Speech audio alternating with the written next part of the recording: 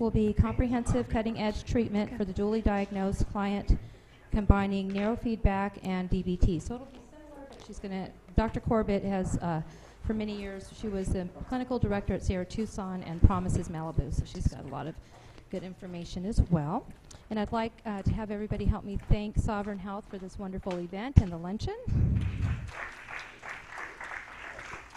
And if anybody hasn't taken a tour of the facilities, we do have optional tours after the presentation, so you could do that. And I'd like to bring up Dr. Larry Schneider, who is the medical director of Sovereign Health. Welcome, Dr. Schneider. Thank you. Well, welcome everyone. Very hot October, eh? But welcome to Sovereign Health. I'm Dr. Schneider and the medical director for Sovereign. Just a word about Sovereign Health.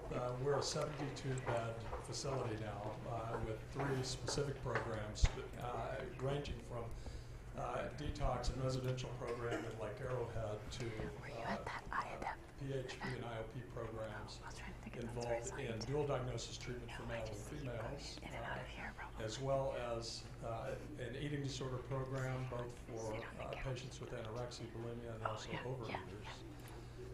And most recently, we have developed and engaged in an adult residential mental health facility in San Clemente.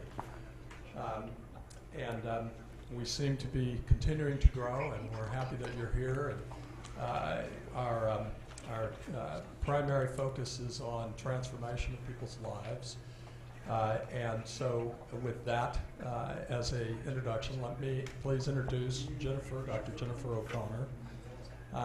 Dr. O'Connor is a licensed clinical psychologist. She is an expert in the field of eating disorders and anxiety disorders. She completed her predoctoral training at Children's Hospital in Los Angeles and her postdoctoral training at Remuda Ranch, programs for anorexia and bulimia. She served as a staff psychologist there from 2004 to 2008. She's also served as the founding clinical director of Remuda Ranch in the obsessive compulsive disorder residential treatment program. She had also the honor of being featured on A&E TV network in this reality series named Obsessed, and she basically portrayed CBT in the treatment for obsessive compulsive disorder. She also runs a private practice where she specializes in CBT treatment for teens and adults. And she is our training director for the KDAC interns, who are predoctoral interns here at Sovereign. She speaks regularly at national and international conferences, providing workshops and training on CBT. And today she is here to speak about dialectic behavioral therapy. So let me introduce Dr. O'Connor.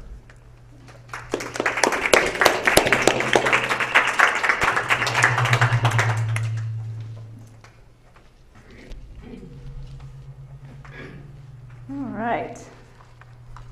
Thank you for that introduction. And I want to start by just saying I'm excited to be a part of the Sovereign Health team. I actually joined Sovereign Health very recently, and I am working with the KPIC predoctoral interns here. So I'm excited to be a part of this team. It's a great team of professionals here at Sovereign Health, and I'm excited to be talking today about DBT. And I get excited about DBT. I get excited about DBT and exposure therapy. Those are my 2 passions, I think. And I think the reason I get so excited about those 2 forms of treatment is because they work. I mean, it's pretty simple. They're very effective. And I think it's our responsibility as mental health professionals to provide our patients with treatments that work, meaning treatments that are proven to be effective, that are evidence-based, that research has shown that these treatments work. And you know, I think there's 2 reasons, well, there's a lot of reasons why we should be doing that, but there's 2 really big ones that stand out to me.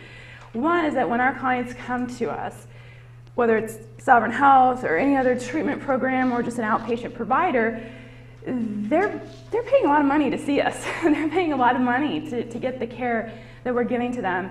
You know, even if insurance is covering part of it, as you all know from your own experience, we end up paying a lot out of pocket. And also these people, especially if they're in a higher level of care, they're taking time out from their work and from their families to get this treatment. And so we really need to be providing them with treatment that we know works.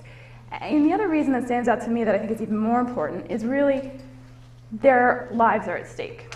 You know, if we're talking about someone who is suicidal or who is engaging in self-destructive, reckless behaviors, whether it's substance abuse, eating disorder, or self-injury, but even those patients where there's not these sort of lethal, potentially lethal behaviors, you still have often very, very poor quality of life. When clients present to us, their life has become so limited by whatever their disorder is, whether it's anxiety, whether it's a mood disorder.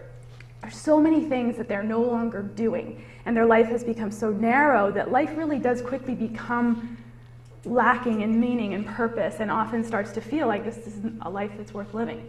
You know, one patient I'm working with right now that stands out to me is 20 years old and, you know, hasn't been able to go to school for years, hasn't been able to work, hasn't been able to socialize, all because of her anxiety. And so her life is at stake in the sense that if she doesn't get treatment that's effective right now, you know, all of a sudden she's going to be 40 years old and life has passed her by in many ways.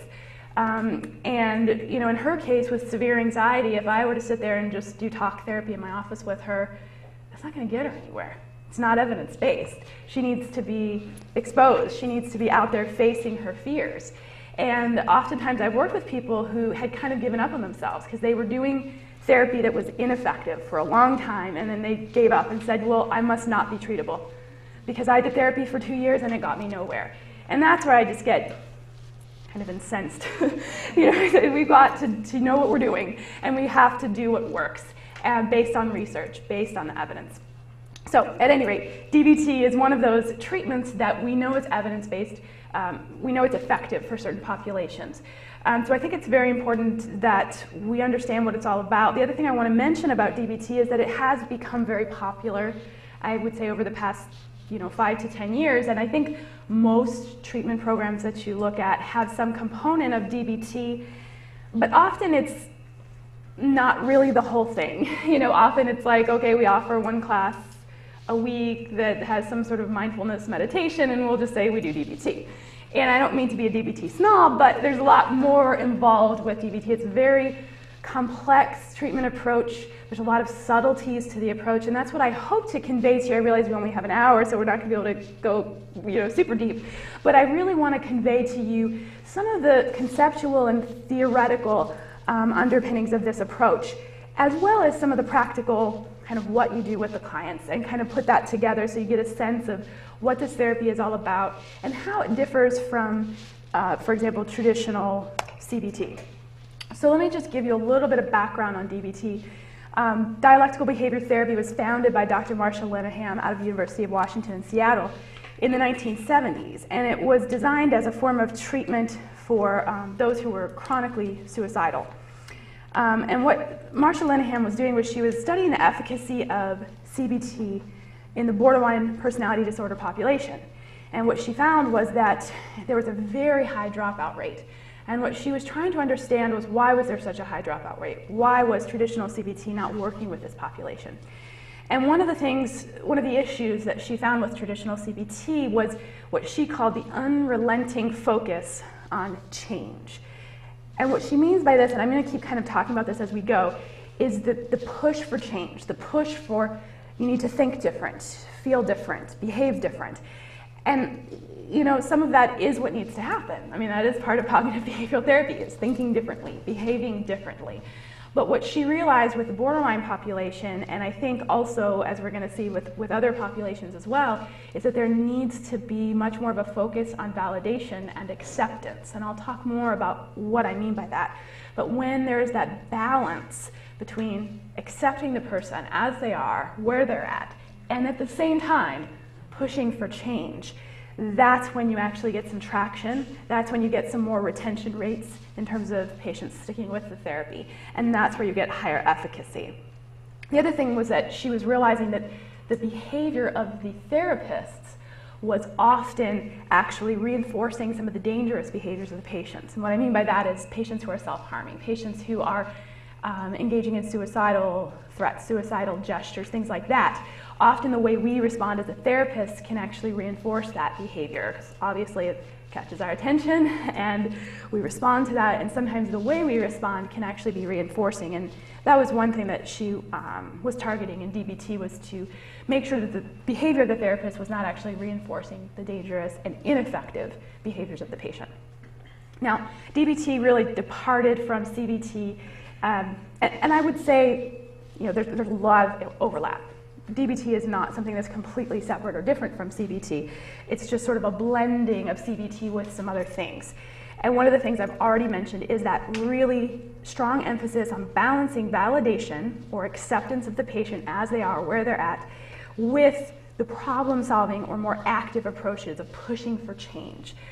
And it's not even just like balancing it kind of 50-50. I recently went to a talk from a psychologist who trained directly under Marcia Linehan at the University of Washington, and she said what she was taught was to try and aim for like a 7-to-1 ratio. So for example, if I'm in a session with a DBT patient, for every one change intervention or kind of problem-solving intervention, like let's change how you responded to that, or let's look at your thinking and see where it's distorted and see if we can switch around that thinking a little bit. For every one of those change-based approach, there should be 7 validation-based interventions or sort of acceptance-based interventions. And then the other main departure from CBT would be incorporating mindfulness techniques and practices, which is really, you know, an Eastern philosophy based primarily in Buddhism. And we'll talk more about how that kind of works into the treatment approach and how it's sort of an integral piece of that. Before I go further, I just want to answer the question, what in the world is a dialectic? It's kind of one of those big words that we don't normally use. What a dialectic is dynamic tension between two seemingly opposing ideas.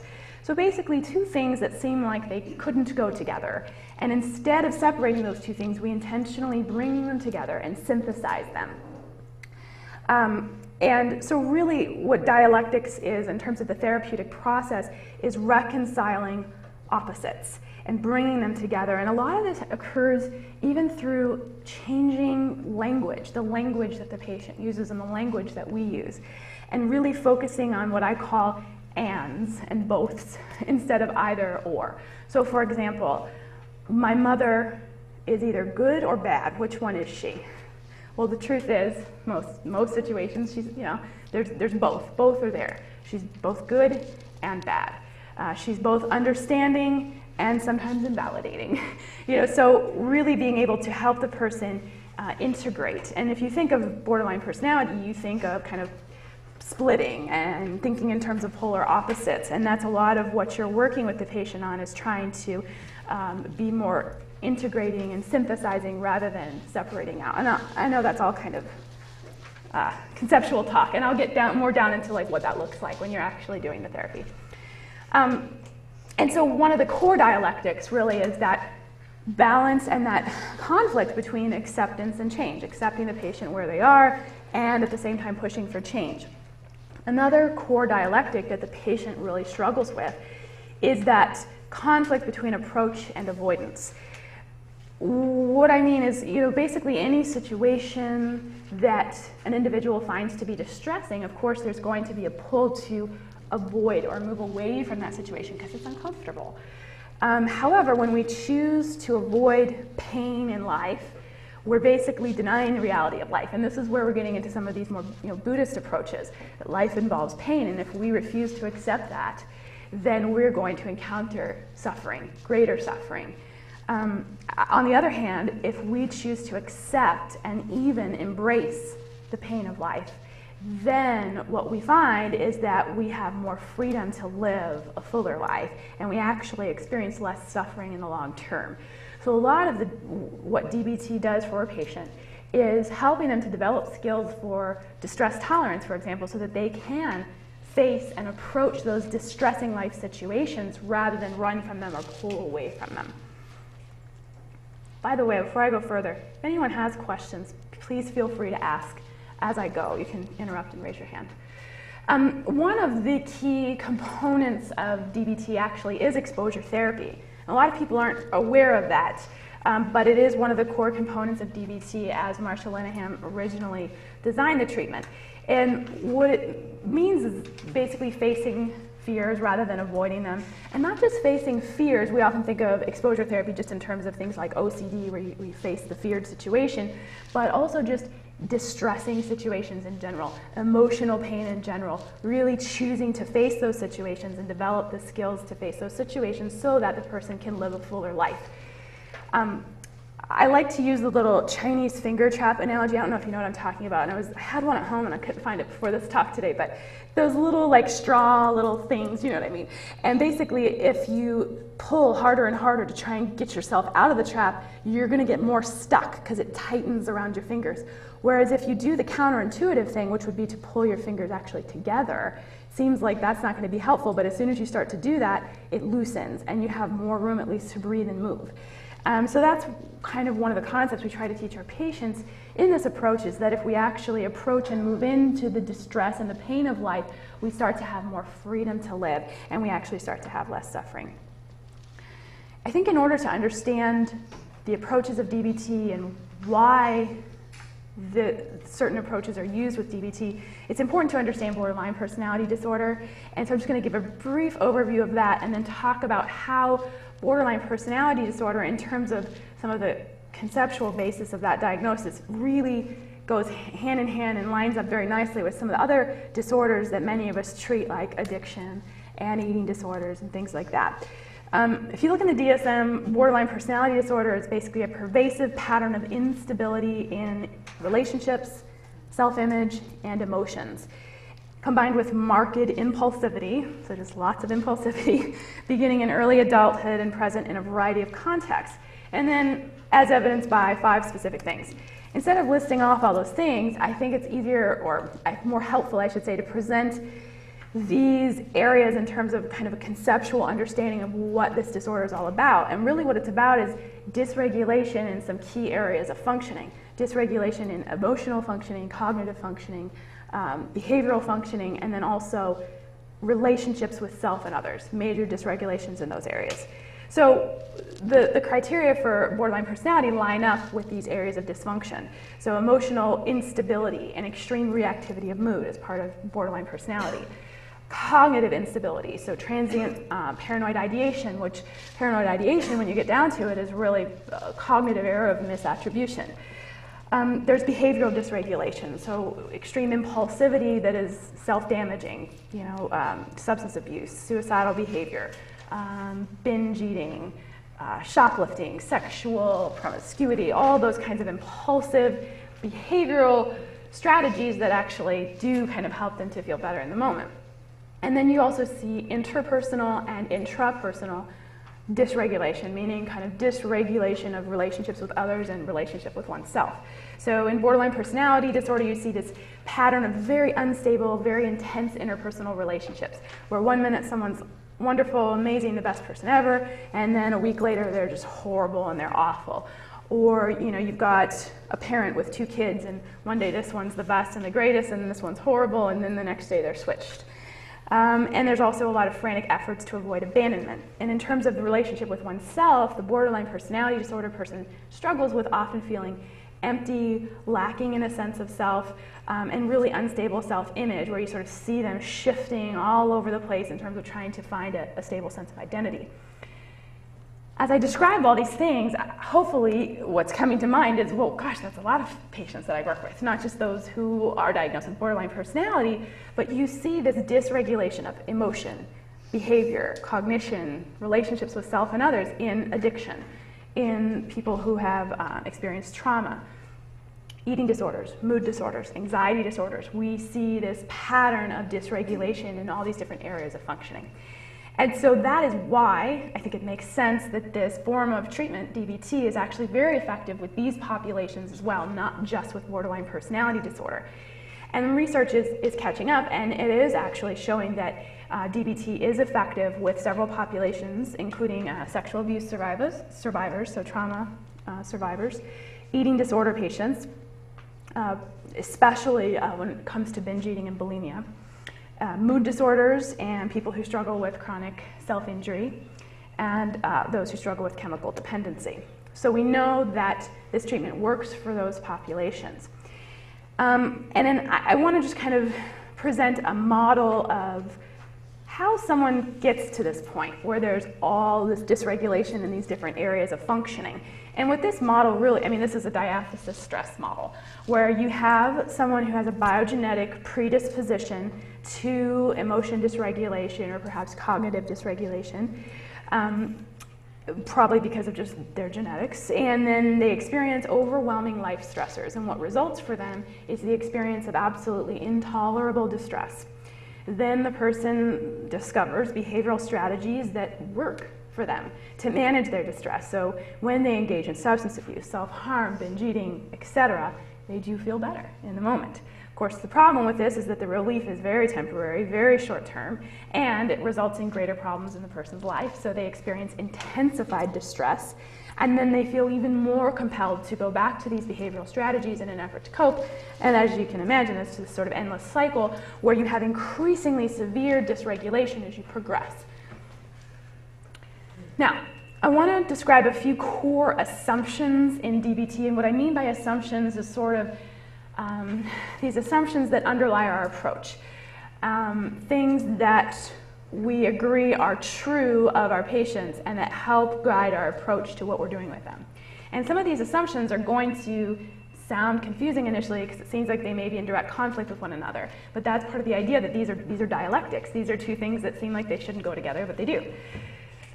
Also, I think you'll notice as I go through some of these core assumptions is that they fit pretty well with the 12-step approach. Look at the first one, their lives are unbearable as they are currently being lived. So right out of Marsha Linehan's work, and that sounds very familiar for those of you who work with 12-step approach. And really, for many of these patients, life is completely unbearable. And they do want life to be more bearable, they just aren't effective at getting there. The other idea is that they may not have caused their problems, but they're responsible for solving them. So they're not responsible for how they got to the point they're at, because a lot of that was out of their control. But at this point, they do become responsible for things being different as they move forward. Patients are doing the best they can, and patients need to do better, try harder, and be more motivated to change. There's that balance of acceptance and validation on the one hand with push for change on the other hand. And the other thing is patients must learn new behaviors in all relevant contexts. What we mean by this is what Linehan found was that for borderline patients, it's very hard for them to generalize a new skill or a new way of coping from one situation to another. And so they need a lot of coaching in real life situations and reminders, okay, in this situation we can use this skill. And that's why for many of these patients with severe dysregulation, they often do need a higher level of care because they need that frequent support and frequent coaching in the use of these skills in a variety of situations, because they're not just going to learn it in one situation and then automatically be able to generalize it to a bunch of other situations.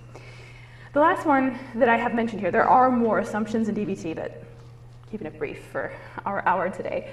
Patients cannot fail in therapy. And that really speaks to, many of these patients, it's draining to work, especially with borderline personality patients. And the problem with all of these different populations that I mentioned is that, if we're trying to do something and it's not working, we can kind of sometimes say, okay, they failed. They're not ready. They're not motivated. We're done with them. And the way DBT works is what the approach should be is, I need to be doing something different as a therapist. I need to be more flexible and adaptive in my approach.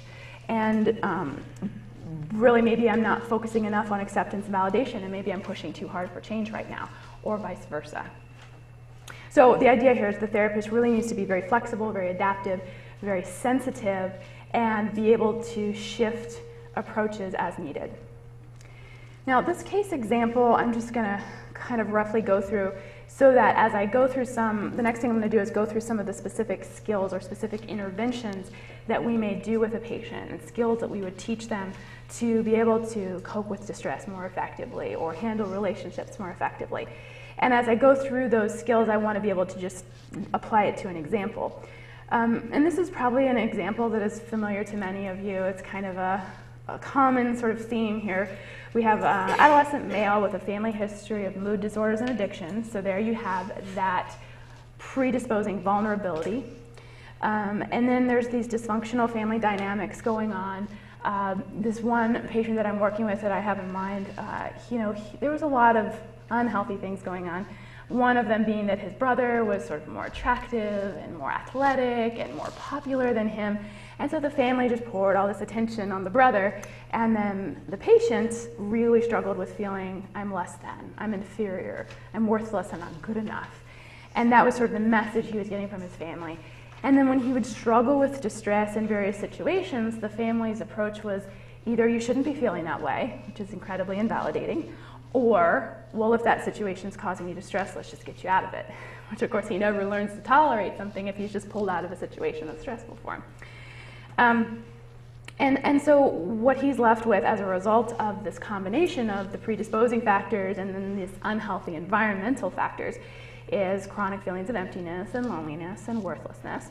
So he starts as a child overeating, binge eating on junk foods and things like that to self-soothe. And it works, it makes him feel better in the moment, but then he starts to become overweight, then he experiences a lot of peer rejection, which then leads to further intensified feelings of loneliness and worthlessness and emptiness. And then he decides, well, I need to lose weight because I keep getting made fun of for being too big, so I'm gonna start purging. Get rid of the food that I'm eating so I can still eat, but get rid of it. And then I'm also going to start using some drugs that are going to take away my appetite so I don't have to gain too much weight, using some amphetamines, so that kind of helps him with feeling like he can change his physical appearance and at the same time feel even better because he gets this high. And then he also, though, starts to really isolate because he's so afraid of rejection because of what he's experienced in the past that he really just chooses to be alone a lot of the time. And then you can see with all these behavioral choices that he's making, this just leads to further dysregulation. He's not feeding himself well, so this is going to affect his brain chemistry and further create imbalances in his brain chemistry. He's using drugs, which is going to further completely disrupt his brain chemistry. And so you can see where it's just spiraling out of control, and the pain becomes more intense, the suffering becomes more intense, and then he begins to engage in self-harm behaviors and parasuicidal behaviors because at this point he feels like life is not worth living.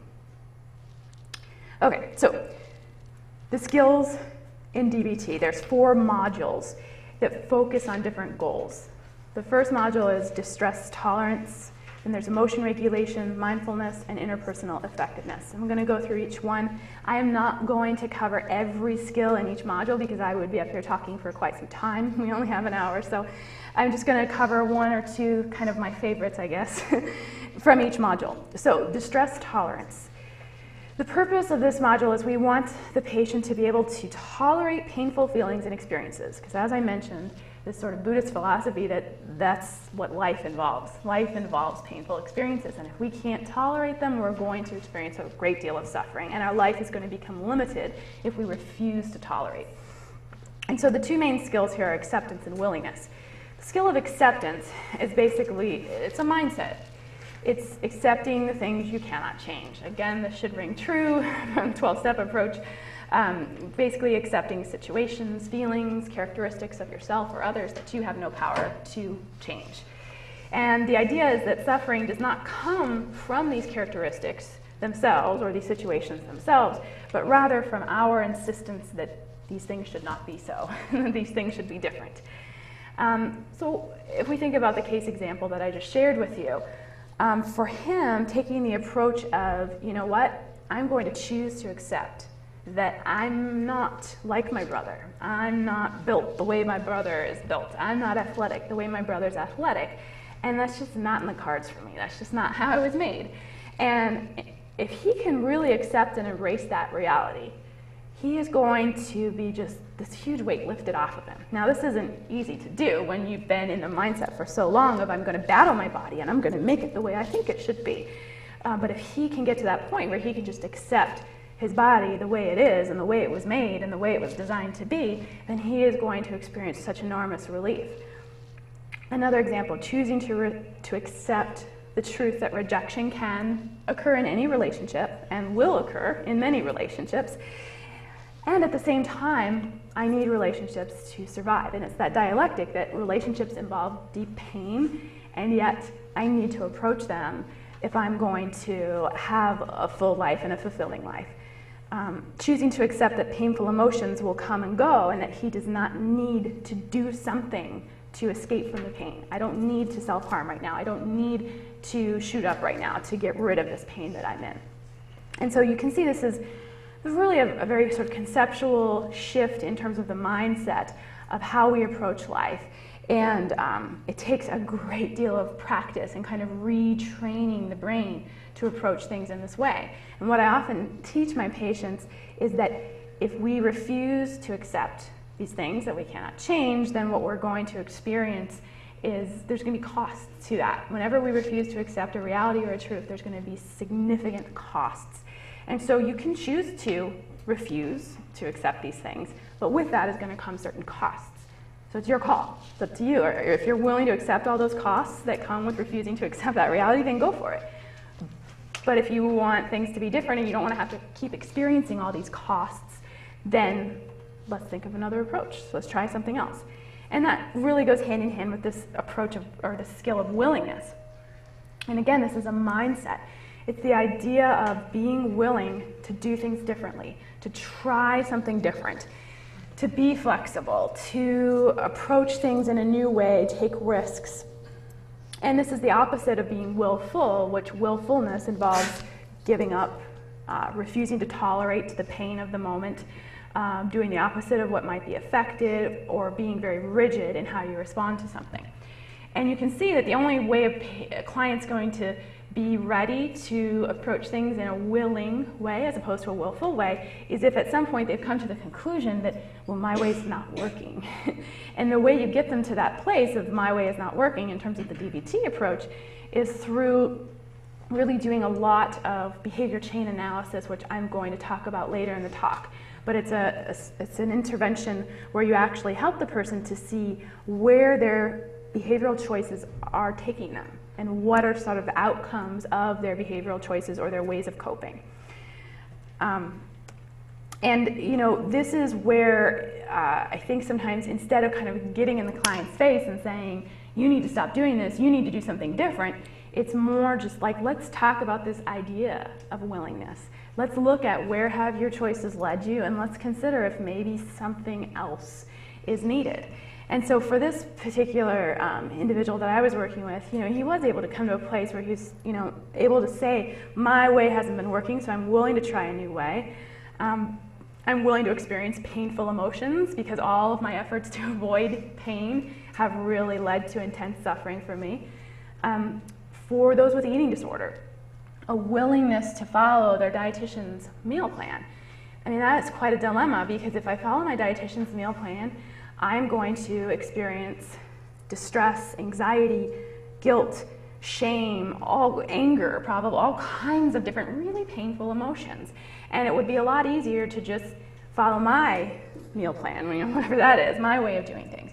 But if you can help the patient to see, but wait a minute, you've been doing things that way for a long time, but part of DBT is really aligning with the patient. So often I will use that language of, we've been doing it this way for a long time, and how has that been working? Where is that taking us? And especially if they've done a lot of these behavior chain analyses, they can see, gosh, that takes me to nowhere good. That takes me to just more and more suffering. So I guess my options are keep doing things my way, or maybe try something else. And maybe that something else is working with this person who maybe knows a little bit about how your body works and what your body needs. Okay. Any questions about that, just that idea of helping them to build skills to tolerate distress more effectively? Okay. Another module, similar but slightly different, emotion regulation. So the goal here is to learn how to respond to emotional distress in an adaptive manner, rather than a maladaptive or ineffective manner.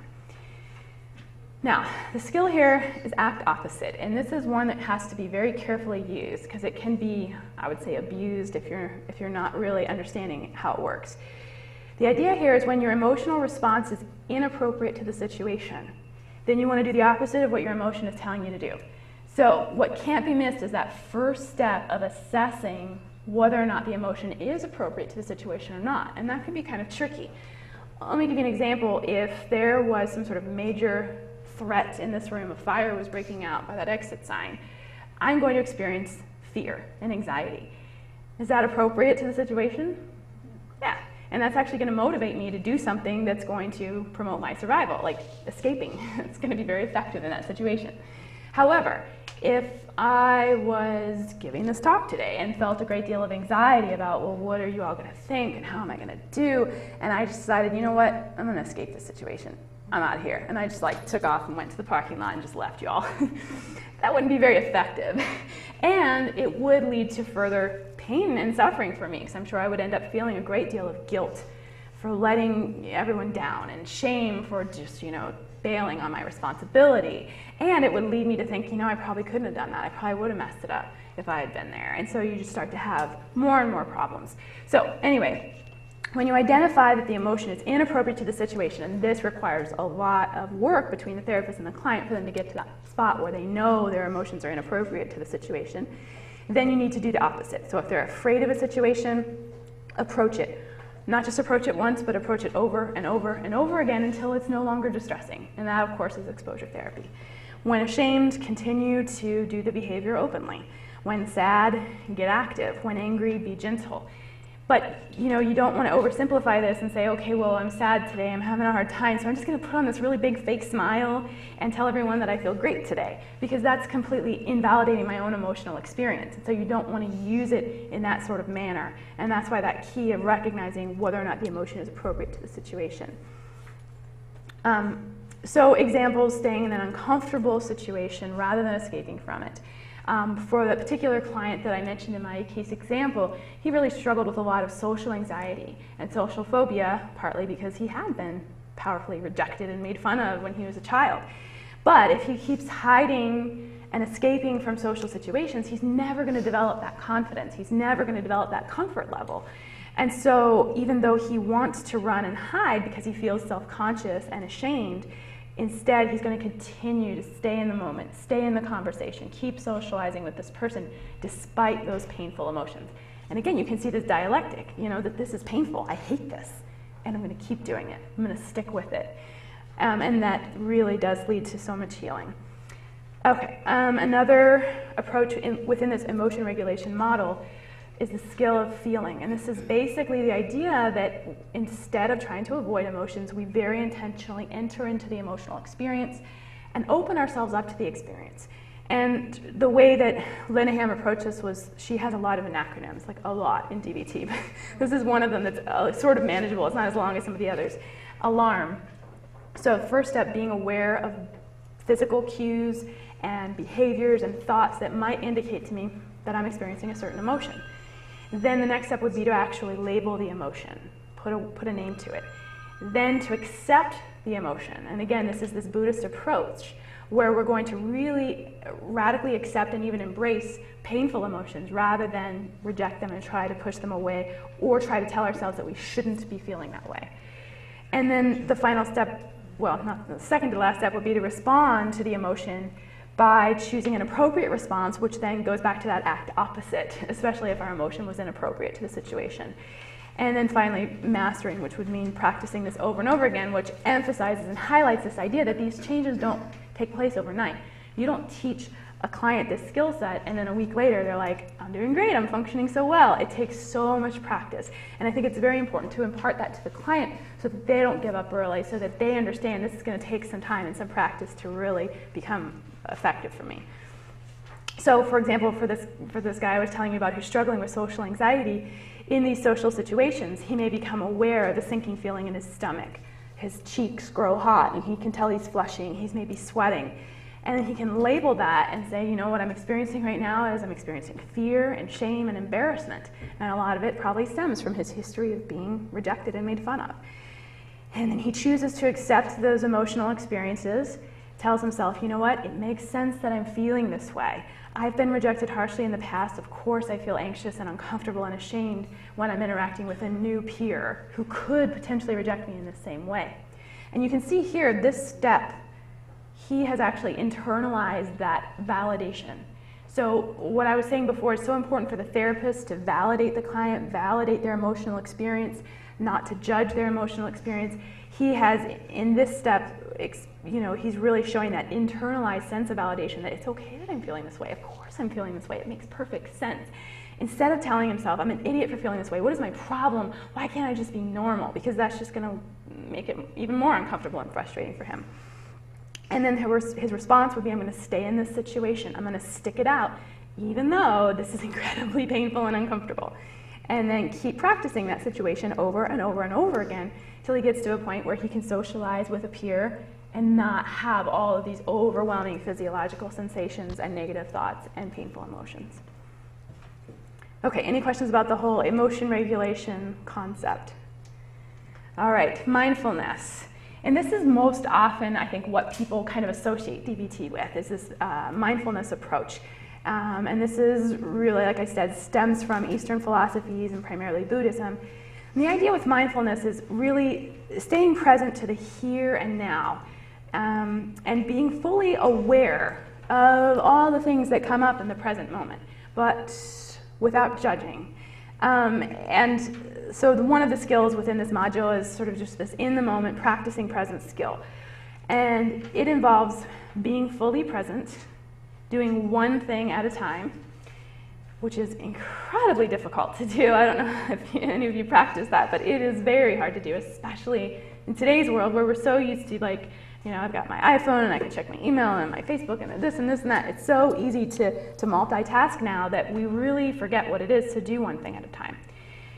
The other really big part of this is being non-judgmental, so avoiding labels, avoiding should statements. I mentioned within this case example, like frequently thinking to himself, I shouldn't be feeling this way. I should be able to handle this situation. This shouldn't be so hard.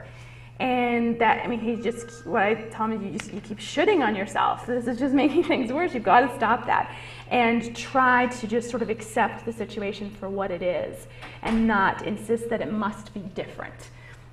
And that's a really different approach. And then also being basically non-self-conscious, which this takes a lot of practice as well, especially for someone who has any amount of social anxiety.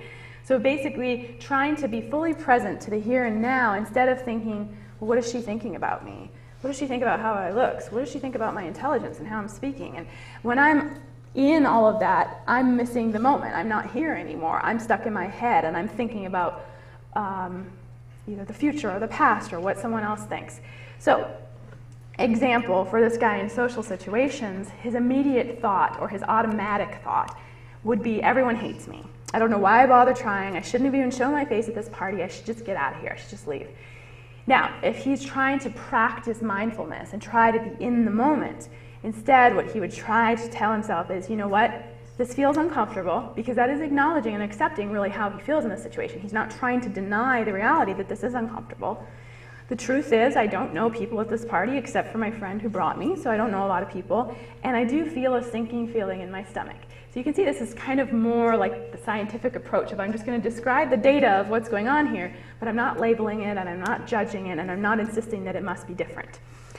And one thing that I think is very helpful, there's so many different mindfulness practices that someone can follow, but one thing that I find is really helpful to use in those distressing moments is to just use your senses to ground yourself in the here and now. So if I'm in a situation where I'm starting to spiral with automatic negative thoughts and I'm starting to get overwhelmed with my own physiological reactions of anxiety or fear or distress, instead what I want to do is just try to use my senses to tune in and ask myself, what are 5 things that I see right now? What are 4 things that I hear, 3 things that I can touch or feel right now?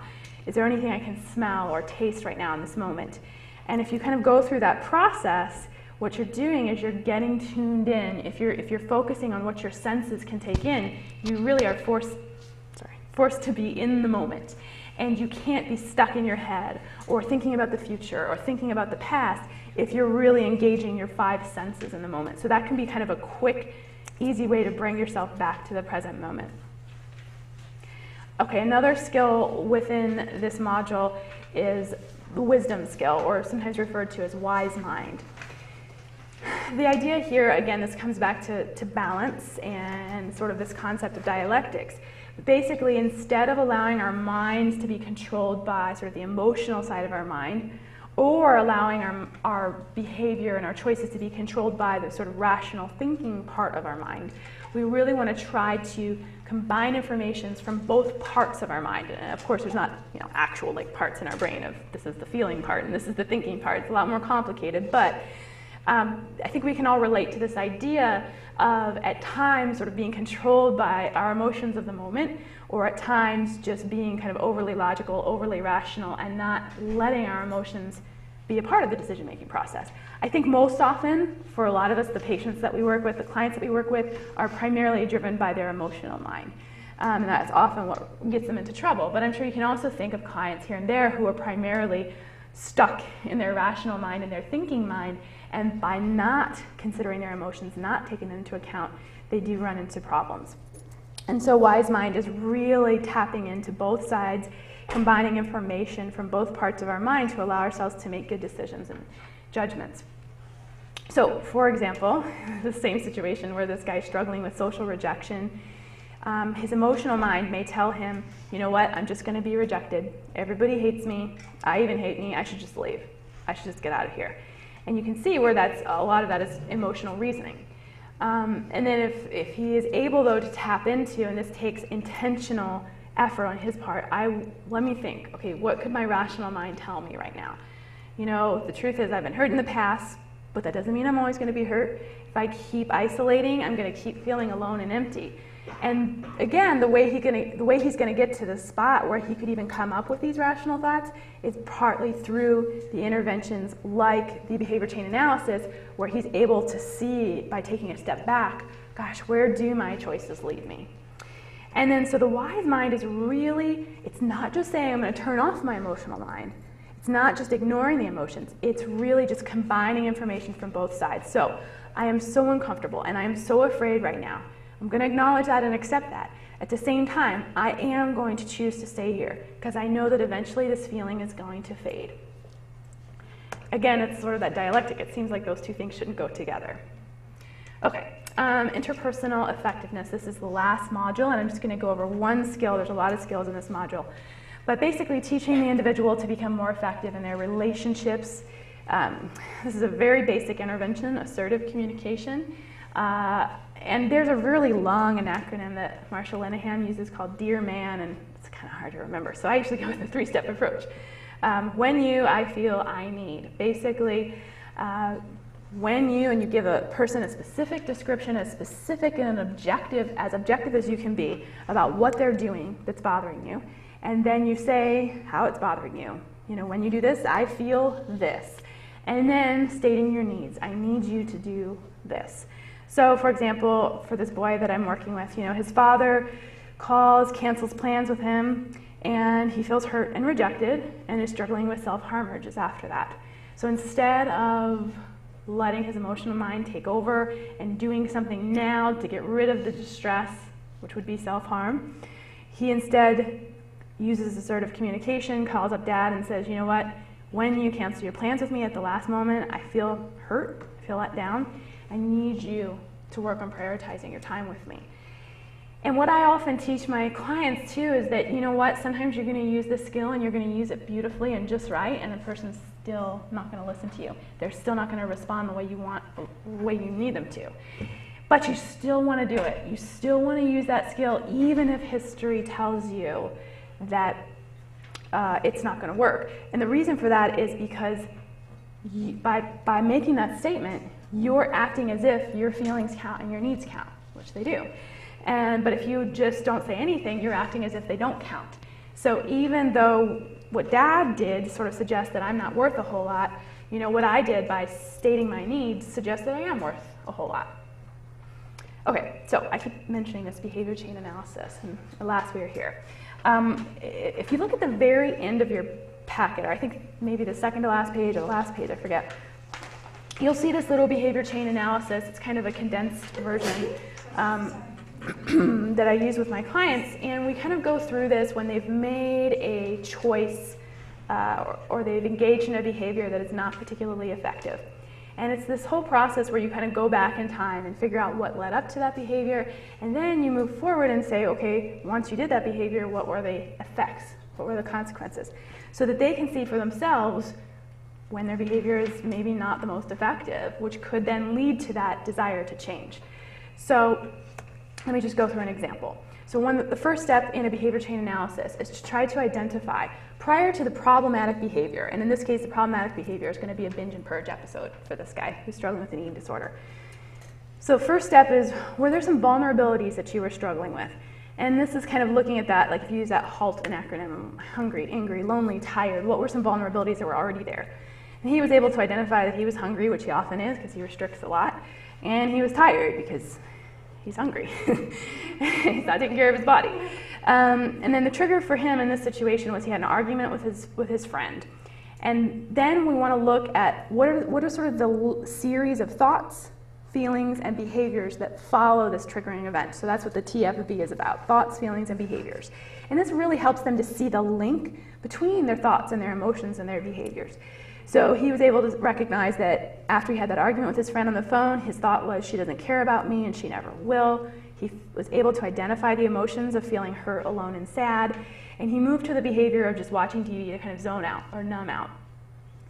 And then as he was sitting there watching TV, he had the thought that I'm a loser, nothing's ever going to change that.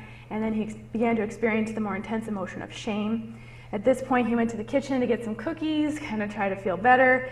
Then he thinks to himself, I'm such a disgusting pig, just look at me, I'm fat, and I just keep eating anyway. So then he feels intensified shame and self-hatred, as well as anxiety and distress about the possibility of weight gain. So then he binges and purges. And that's kind of the problematic behavior that we're trying to look at and understand more clearly. So then you go through, okay, what were the costs and the benefits of that behavioral strategy? It's very important to not just look at the cost, which is I think what we're often eager to do as therapists. You know, what were the problems with this behavior? You actually need to look at the benefits and acknowledge and validate that this did work for you in some way. Let's look at how it worked. Okay, in the moment you felt relief. That was great, that felt good. But let's also look at the costs. What were some of the short and long-term costs of this behavior? He felt ashamed, he felt alone, he felt frustrated and hopeless after he engaged in the binge and purge behavior. And then you kind of go back through this whole chain and look at various steps along this whole process. What were maybe some skills that you could have used, as well as, what were some skills maybe you did use? Maybe he did use some skills, but in the end he still binged and purged. And you want to validate his efforts to use the skills.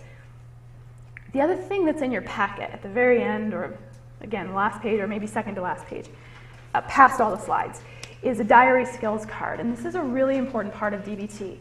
Patients should be, ideally on a daily basis, tracking their thoughts, feelings, urges, meaning like if they had an urge to engage in a certain behavior, as well as their actual behaviors.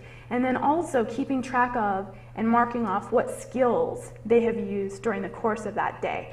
And this really helps promote that insight between understanding, instead of just going, why do I keep binging and purging?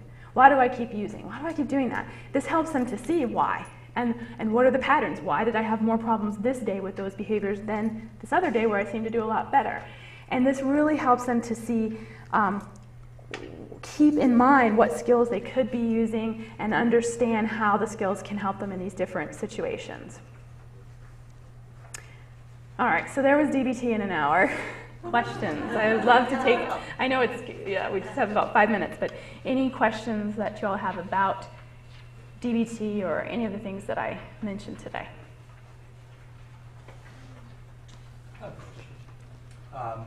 Yes, actually, thank you very much. That was a fantastic talk. Thank you. I didn't know that I was doing DBT, and now I kind of know that that's kind of what I'm doing. There you go. Even though, yeah. So, in the process of speaking to patients and teaching them acceptance of their feelings, etc. In the heat of battle, when someone is really feeling upset and very anxious, or even in the day-to-day life, it's sometimes I think difficult, if not impossible, to allow them to sit and experience their feeling and then allow it to dissipate. Yeah. Which is what we're trying to accomplish. So one of the things that I think, and you're kind of hinting on this, but rather than kind of teaching patients to climb Mount Everest every time that they're kind of in that state, is to give them a much more simple task of practicing allowing your feelings to come and go in a meditative state. So one of the things that I teach, and one of the things that the reason why I'm even here at Sovereign Health is because of mindfulness meditation. Yes. And so in my encounters, I tell my patients, when you're sitting quietly and you feel simply an itch on your face, this can be a feeling that if you allow that feeling to simply be, and you don't scratch, that feeling will get worse and worse and worse and worse. It will reach a certain peak, almost to the point of intolerability, and then Yes. it'll get better. And eventually it'll go away without doing anything. Exactly. So the message is, don't just do something, sit there.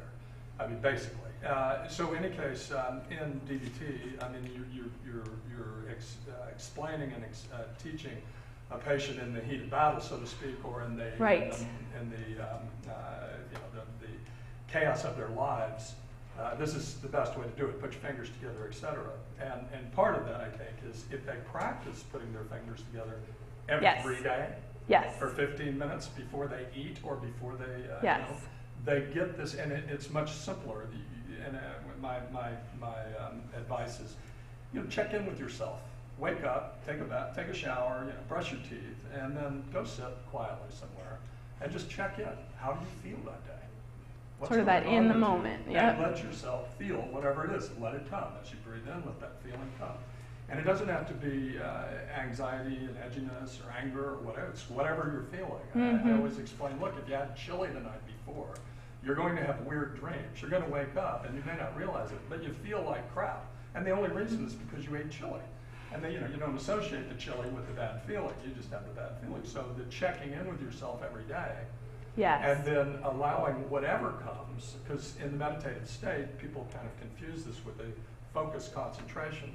But whatever happens in that time span, that's supposed to happen. That is your meditation. And that takes the onus off of, am I doing this right or wrong? There is no doing it wrong. It's just doing it. But I mean, in my mind anyway, it's like kind of teaching easy steps Yes. toward what you're talking about, because what you're talking Yes. about is the eventual outcome. Right. And that is part of DBT that I didn't really get into, I sort of glossed over, is the daily practice of mindfulness, like you said, in those moments that are not, I'm trying to resist an urge to self-harm, but just, you know, like you said, just being for a moment. And, you know, sometimes there can be stress about, oh, I think I had a judgment while I was supposed to be being mindful. That's okay. It just, like you said, it is what it is. Whatever comes, comes. And it is very important to practice mindfulness in those non-stressful situations. Because if you just try and apply it in those incredibly stressful, overwhelming situations, you're never going to get anywhere. And so there's a lot of different, and I'm sure a lot of the things that you do, there's a lot of different approaches to mindfulness and practicing every single day and having a daily practice. And it doesn't really matter in some sense, you know, what their practices are, as long as they're practicing regularly. Because, yeah, it's very hard to apply in these very distressing moments. And it's only after a lot of practice in these less distressing moments that you can then apply it to these more distressing moments. Yeah, Hi. Again, thank you for the presentation and education. Welcome. Sort of a common language question, Yes. which is there's a fair number of terms that need to be explained in CBT in general and dialectic. I don't know. One part of the question is, are those terms being utilized in your patient discussions, being taught and being adopted? Part two is there another version of English that doesn't require emotional or dysregulation, a variety of words that all need to be explained that are also available? Yeah. for use? Well, you know, a lot of what I said today I don't typically say in sessions with patients. I use a lot of analogies And so, like what Dr. Snyder was just talking about, this idea of like, you know, having this itch and allowing it to be there and building in intensity and reaching a peak and coming down. You know, I often talk to them about emotions being like waves in the ocean. And at some point, that emotion is going to peak and then it's going to crash. And like when we're in the ocean and there's a huge wave coming, we don't think, oh, I got to do something to make that thing break and crash. It just happens, right? And so like teaching them that idea of you don't have to do something to make your emotion go away. It's going to peak and it's going to crash at some point. And even the biggest, scariest, most terrifying waves end up at some point like froth and foam on the shore that's all soft and nice and fluffy. And so even just presenting that analogy, and then when they're presenting, you know, talking about a situation that happened that week and this and that happened, you can kind of talk about that idea of, I wonder what would have happened if you rode out that wave, if you just went with that wave instead of resisting it. And so like, yeah, that idea of urge surfing.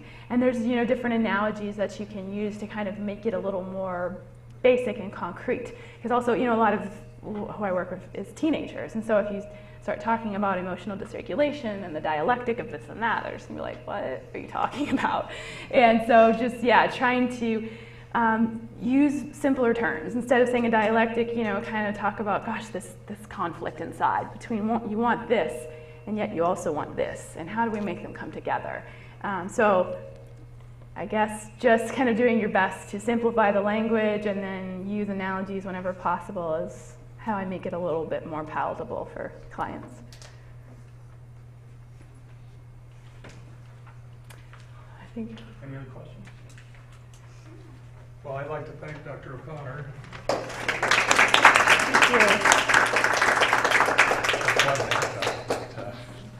It worked. I got used to the echo after a while. Oh, yeah. Sorry. I wanted just to remind you that next month, on November 9th, that we have another speaker, Sherry Corbett, who's a Psych D, who will be speaking on the cutting-edge treatment dual diagnosed patient combining neurofeedback and dialectical behavioral therapy. So we invite you both, everyone back to next month. It was a pleasure having you. Thank you so much. Thank you.